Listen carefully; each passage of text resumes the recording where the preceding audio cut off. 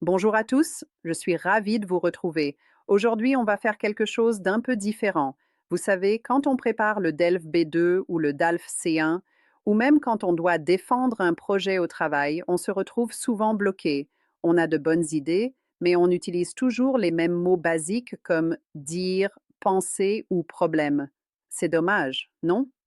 Alors, pour booster votre niveau, j'ai sélectionné 15 mots que je considère comme la crème de la crème pour l'argumentation. Ce sont des mots qui donnent tout de suite une allure très sophistiquée à votre discours. On va oublier le format scolaire ennuyeux.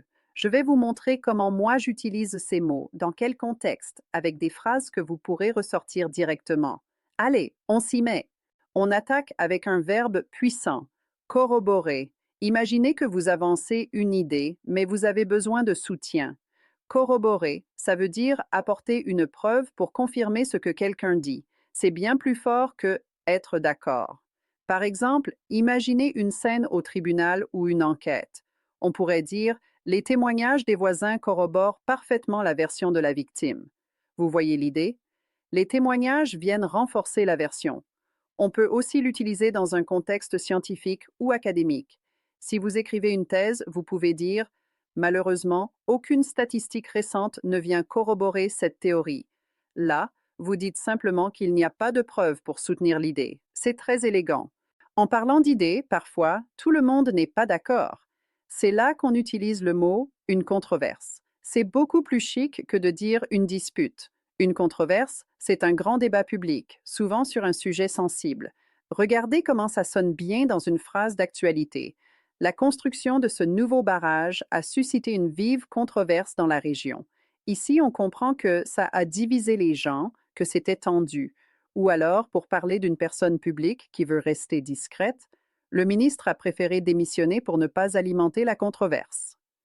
Alimenter la controverse, c'est une expression toute faite, notez-la bien, c'est comme mettre de l'huile sur le feu. Le troisième mot, c'est un mot que j'adore, incontournable. Littéralement, ça veut dire qu'on ne peut pas contourner. En gros, c'est quelque chose d'obligatoire, d'essentiel.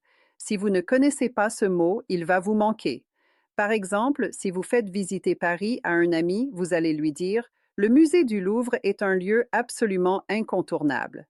Impossible de venir à Paris sans le voir, mais ça marche aussi pour les compétences professionnelles. Aujourd'hui, on entend souvent la maîtrise de l'anglais est devenue une compétence incontournable sur le marché du travail. Vous voyez, ce n'est pas juste utile, c'est indispensable. Ensuite, on a le verbe susciter. Au lieu de dire ça a causé ou ça a donné, utilisez susciter quand vous parlez d'émotion ou de réaction. Ça fait tout de suite plus pro. Imaginez quelqu'un qui parle super bien, vous diriez son discours passionné a suscité l'admiration de tout le public. C'est joli, non? Susciter l'admiration. À l'inverse, si une décision politique ne passe pas, on dira cette nouvelle réforme risque de susciter la colère des syndicats. Donc, retenez bien, on suscite l'intérêt, on suscite la curiosité, on suscite la colère. Bon, personne n'est parfait. Quand il manque quelque chose, quand il y a un trou dans les connaissances, on parle d'une lacune. C'est un mot très fréquent dans le monde de l'éducation. Si un élève est bon, mais qu'il lui manque des bases, on dira, malgré ses efforts, cet étudiant a encore de grosses lacunes en grammaire. Ce n'est pas méchant, c'est un constat. Il y a des manques. Ça s'utilise aussi pour des documents ou des lois. Par exemple, ce rapport est intéressant, mais il comporte de graves lacunes juridiques. Là, vous êtes en train de critiquer le rapport de manière très professionnelle. Maintenant, un petit mot magique pour structurer votre pensée. Paradoxalement. C'est l'adverbe parfait quand vous voulez souligner une contradiction, quelque chose d'illogique mais vrai. Les examinateurs du DELF adorent les connecteurs logiques comme celui-là. Écoutez cette phrase. Il déteste être au centre de l'attention, mais paradoxalement, il a choisi une carrière d'acteur. Ça montre bien l'opposition, n'est-ce pas?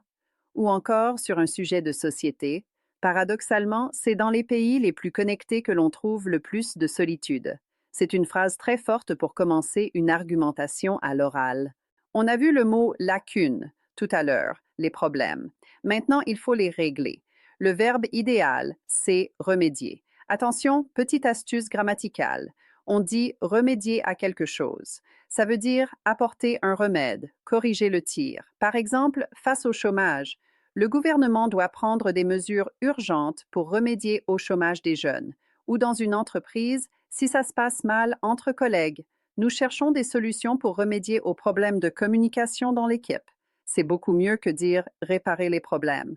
Le mot suivant est un adjectif. Probant, ça vient de preuve. Quelque chose de probant, c'est quelque chose qui convainc, qui apporte une preuve définitive. On l'utilise souvent à la forme négative pour dire que ce n'est pas assez clair. Par exemple, dans la recherche médicale, les premiers essais de ce médicament ont donné des résultats très probants. Ça veut dire que ça marche, c'est efficace.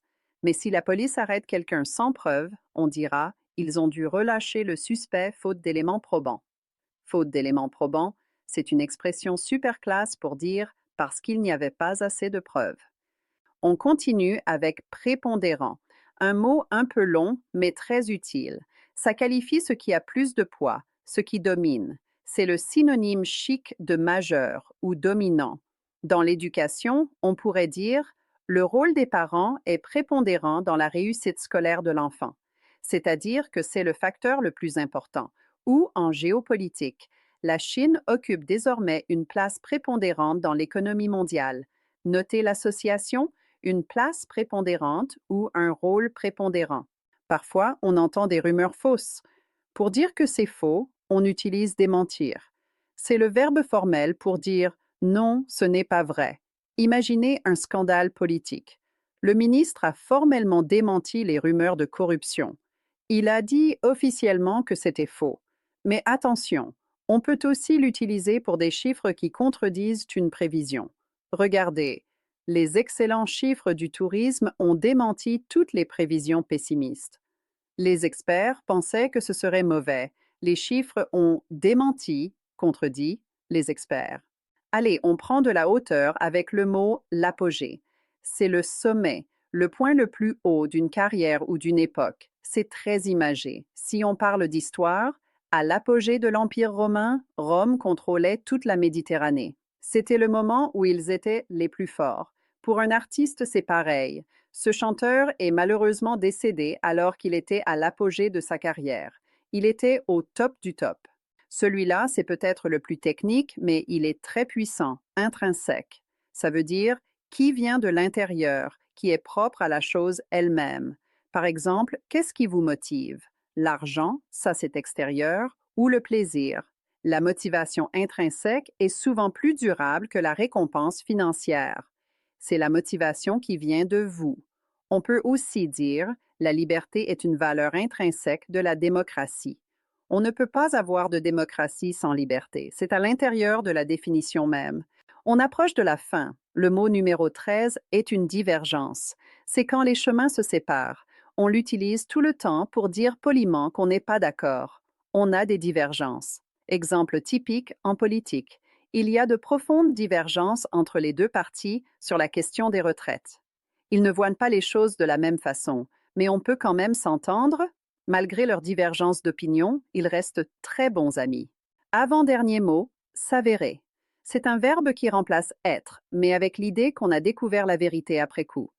Ça s'est révélé être. Par exemple, vous pensiez qu'un exercice était facile, mais non, la tâche s'est avérée beaucoup plus complexe que prévu. On a réalisé, il s'est avéré, que c'était dur. Ou à l'inverse, pour un bon conseil, son aide s'est avérée précieuse pour la réussite du projet. On a constaté que son aide était précieuse. Et on termine avec un mot fort pour l'analyse sociale, le clivage. C'est une séparation forte, une division profonde entre deux groupes. On en parle souvent à propos des générations. Ce sujet crée un véritable clivage générationnel entre les parents et les enfants. Ils ne se comprennent plus, il y a un mur entre eux. Ou sur le plan économique, le clivage entre les riches et les pauvres ne cesse d'augmenter. C'est un mot indispensable pour commenter l'actualité. So, that's it for today. How do you feel about these words? I know intrinsic or corroborare might sound a bit intimidating at first, but honestly, once you start using them, they become addictive. They just make you sound so much more articulate and confident. But here is the truth. Watching a video is great, but it's passive. To really own these words, you need to speak them. You need to make mistakes, get corrected, and try again. And that is exactly where we come in. At NLS Norwegian, we don't believe in boring, one size fits all lectures. We specialize in getting you talking. Whether you are cramming for that terrifying DELF exam, or you need professional French for your career, or maybe you just want to survive a dinner party in Paris without switching to English, we have a spot for you. We offer small, intimate group classes where you can't hide, in a good way, and one-on-one private lessons if you need 100% focused attention. And listen, I know life is busy. That's why our schedule is super flexible. We run courses through spring, summer, autumn, and winter, and this is the best part, you can register on a weekly basis. You don't have to wait 3 months for the next semester. You can literally start next week. So, why not take that next step? Give us a call at 90 81 47 56. We'd love to chat about your goals, or just hop onto our website at nlsnorwegian.no to check out the schedule. Don't just learn vocabulary, come use it with us. Thanks for watching, keep practicing, and I really hope to see you in class soon.